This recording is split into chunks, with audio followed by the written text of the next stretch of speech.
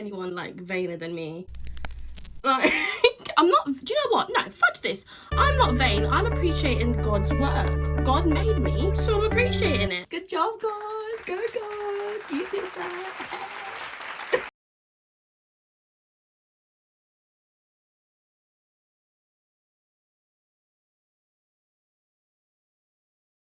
You guys, welcome back to my YouTube channel. Today is part 4 of Sex Pet Peeves. You're probably thinking, Shaz, how many bloody sex pet peeves have you got? A lot. I promise I'm not a very high maintenance girl when it comes to sex. I promise I'm not too dramatic or too extra. It's just there's so many things that just ticks me off during sex, and I want to share my pet peeves with you guys. Right, well, you already know I'm bad with intros, so let's just get straight into the video. My first sex pet peeve, part 4, is when they make it very clear that they only find you physically attractive and only want you for your body. To elaborate, I mostly mean when someone DMs you like, oh my gosh, I think you're so beautiful, you've got such a good bunda, you've got such a banging bum, and all of this, but then you kind of start to realise, wait a minute, this is all my physical attributes. These are all physical things you're saying about me. Like, whatever happened to personality? Like if you got to know me, I would be even more attractive. Why is it all just about my titties and my boobies and like, not that I have any, but like, you know what I mean? So yeah, I find that really unattractive because for me, I personally can't do that. I can't get with someone based on just their physical looks. Even if I'm hooking up with some random person. Even if I'm hooking up with some random person, hooking up with someone that I met off Tinder or something, I have to get to know them. I have to have a conversation with them. I have to understand their personality and stuff like that. Otherwise, it's just not going to work. If you can do that, if you can have sex with someone or hook up with someone based on just their looks, fair enough, you do you. I can't do it. I have to at least know your age, mate. Like, what's your favourite colour, you know? It's silly, but I like a background. Give me some kind of background. Just being attractive and looking good physically is not going to get you very far in life. You have to obviously back that up with a good personality. You have to be charming, kind, sweet, caring. You have to be all of that in order to be the whole package. If you want me to have sex with you, you can't just be good looking. I thought that was like common sense. That for me is also not just a pet peeve, but kind of a red flag. Gross. Next. My next pet peeve is so important when it comes to just sex in general. You can't have good sex without this next point. So my next pet peeve is not communicating your wants or your needs, or just not communicating in general. Let me elaborate. Oh my gosh, can everyone just fudge off? I'm just trying to be famous here, like seriously. So for me, I really appreciate someone who can talk about their likes and dislikes during sex, things that turn them on, things that turn them off, body parts to avoid, body parts to pay extra attention to. I remember there's this time where I hooked up with this guy. After we had sex, we were like sitting down, chilling out, you know, talking and whatever. And then he asked me, how was that, by the way? Like, is there anything I could do for next time? Is there anything I can improve? I've never had a person ask me that after sex ever. The fact that he asked me that, attractive level gone up by 1,000. That was so attractive. I did explain to him certain things that he could do differently, and then we went for round 2, and then he did those things differently, and let's just say I'm so glad that I told him, because it made the sex so much better. And all it was simply just communicating to each other. That for me is like such a turn on. It really is. I love it. That's a man. That's when you know you're having sex with a man and not a boy anymore. A man who asks how you are, checks up on you, but not too much so it's like creepy, but just like enough so it's like you're reassured. Absolutely love that. And then the same reversed, I asked him, is there anything that I could have done differently? Is there anything that turned you on that you'd like for next time? And then he told me his bit. Obviously he only said like one simple thing. Just literally that little bit of communication made the sex 10 times better, and it made me want to go back. Like most people I have sex with, I don't want to go back, but him, he made me want to come back. Yeah, that was amazing. And yeah, I just love communication. Communication really truly is key. I would just like to put in a little bit of advice with that communication one as well. So with this same person, I wrote a list of things that I like, or things I like being done to me and things like that, and I sent him that list. And then the same likewise, like I asked him make up a list and then send it over to me. That I feel like that can move mountains, that technique. Like actually laying out the things that you like and dislike onto something instead of having that awkward conversation in person and then making them feel like, oh, I didn't do a good job or whatever. Just before you guys meet up, just maybe like write a little list of things that you like, things that you dislike during sex, and send it over to each other. It's not embarrassing, no harm done. You're just literally stating your preferences. That is it. It really just avoids that awkward conversation in person of, oh, you're doing this wrong, oh, I don't usually like that, or blah blah blah blah blah. You guys have already got menus for each other, sexual menus. Yeah, I like that. I like that. I'm making that a thing. I'm trademarking that. Sex menus.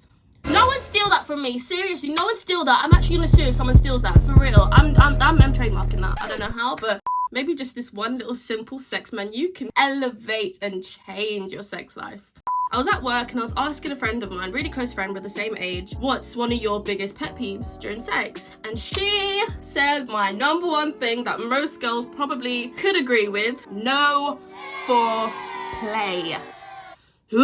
How are you gonna shove your stick in my hole but not warm up my hole?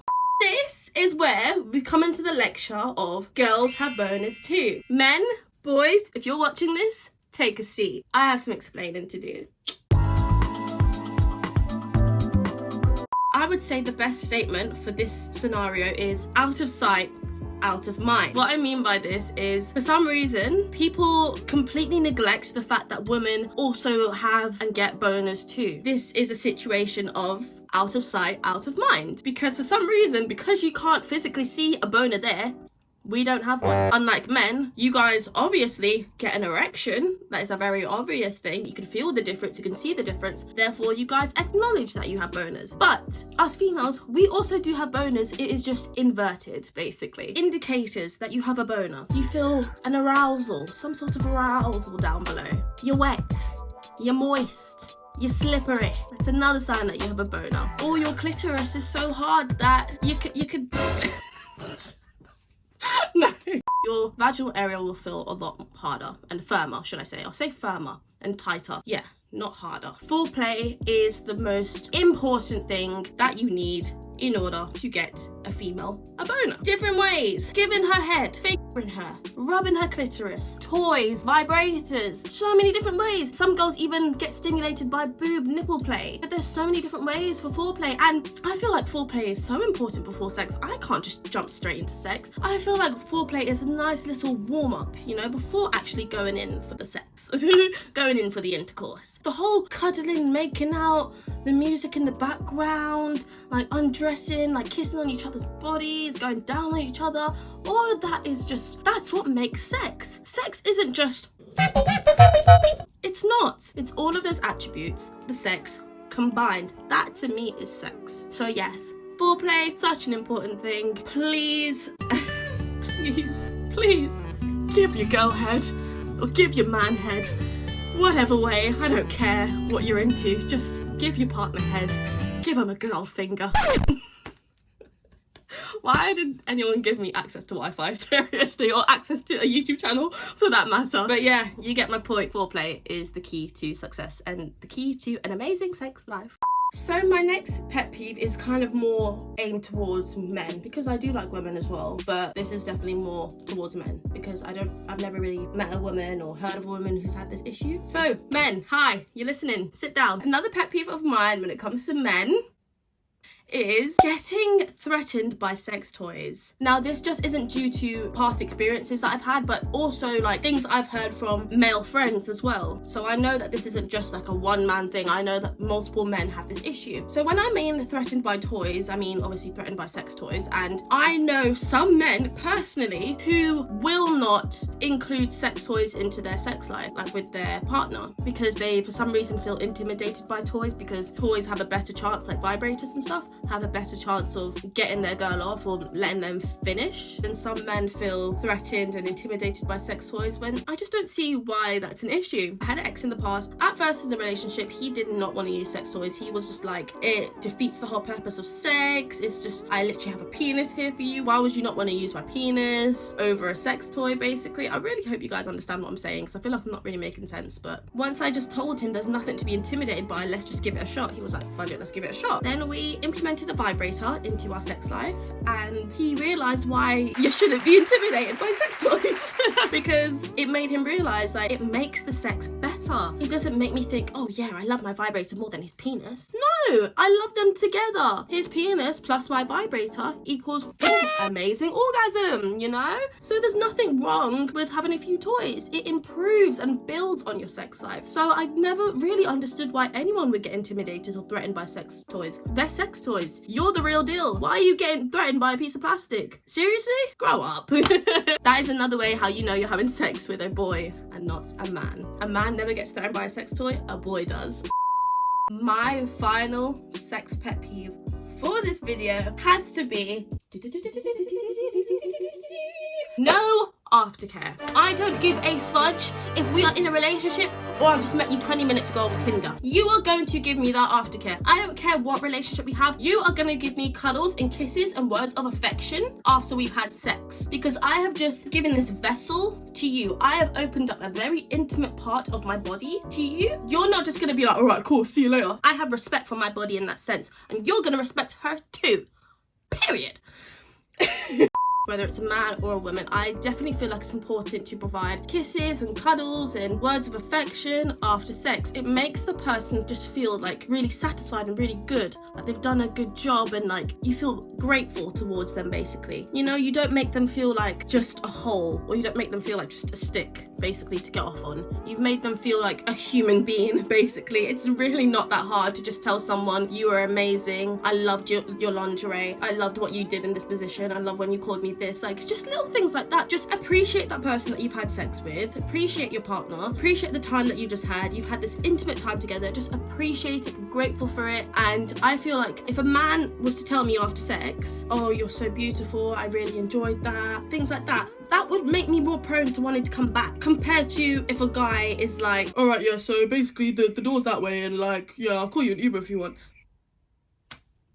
Of course, I do understand the difference between buddies or like friends with benefits compared to a relationship, and I know most people wouldn't say words of affection or give their buddy or friends with benefits kisses or words of affection or things like that after sex, but it is nice. I think it is a nice thing to include. Literally just try it. Try not to catch feelings. In the past, where I've had sex with some men, it makes me sound like a whore.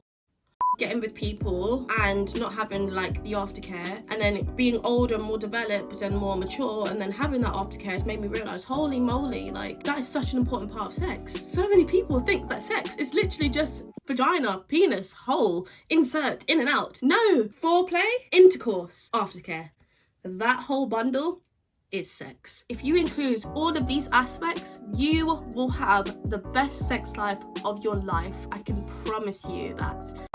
I'm gonna wrap it up here, but I hope you learned a thing or two. I hope you gained some sexual knowledge. If you're watching this, please don't settle for less. If this person, your partner, whether a male or female, can't provide these attributes, it's not worth it. You're worth so much more in life than settling down for less. Know that there is someone on your level and you will find them. Just don't rush it. Simple as, don't rush it and then go into a bad experience because you rushed it and then regretting that whole sexual experience in the first place. Yeah.